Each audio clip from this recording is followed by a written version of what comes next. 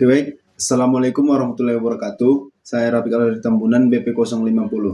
Jadi di sini saya akan membahas tentang Human Resource Development atau strategi pengembangan sumber daya manusia untuk organisasi yang adaptif.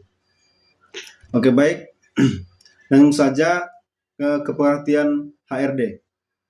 Adapun definisi HRD ialah proses sistematis untuk mengembangkan kemampuan, pengetahuan, dan keterampilan karyawan agar dapat bekerja lebih efektif dan mendukung mencapai tujuan organisasi.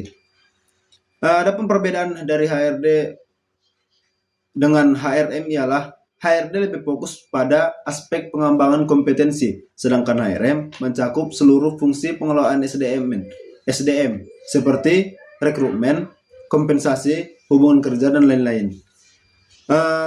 Mungkin fokus utama pada HRD ini ialah peningkatan kompetensi individu, kesiapan menghadapi perubahan, serta pertumbuhan jangka panjang organisasi itu sendiri. Langsung kepada tujuan HRD, mengapa pengembangan SDM penting bagi organisasi? Yang pertama ada meningkatkan kompetensi, ialah mengembangkan keterampilan teknis dan non-teknis karyawan. Yang kedua, adaptasi perubahan, yaitu mempersiapkan karyawan menghadapi perubahan teknologi dan bisnis. Dan yang ketiga, jenjang karir yang jelas, membangun jalur karir yang terstruktur bagi karyawan itu sendiri. Kemudian selanjutnya produksi dan kualitas, yaitu meningkatkan produktivitas dan kualitas hasil kerja. Selanjutnya ada budaya belajar. Karyawan menciptakan budaya organisasi yang mendukung pembelajaran berkelanjutan. Yang terakhir yaitu keterikatan karyawan, yaitu meningkatkan loyalitas dan engagement karyawan terhadap organisasi itu sendiri. Adapun ruang lingkup HRD yaitu training dan development, yaitu program peningkatan skill teknis maupun soft skill melalui pelatihan internal, eksternal, atau sertifikasi. Yang kedua, career development, yaitu perencanaan jalur karir termasuk promosi, rotasi, dan mutasi jabatan. Yang ketiga ada organization development, yaitu perubahan struktural atau budaya organisasi agar lebih adaptif dan efisien. Yang keempat itu ada performance management, yaitu sistem evaluasi kinerja yang terintegrasi dengan pengembangan kompetensi.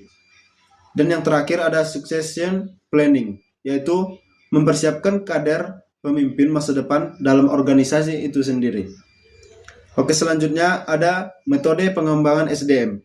Dua kategori utama metode pelatihan dan pengembangan. Yang pertama ialah on the job training, yang dimana dilakukan langsung di tempat kerja, seperti coaching, mentoring, job rotation, dan terakhir job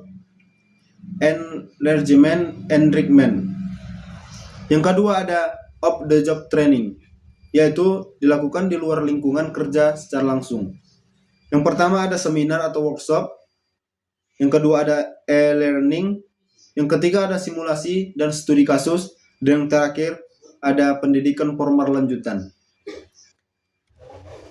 Mungkin ada tahapan proses HRD itu sendiri atau siklus pengembangan SDM dari identifikasi hingga evaluasi.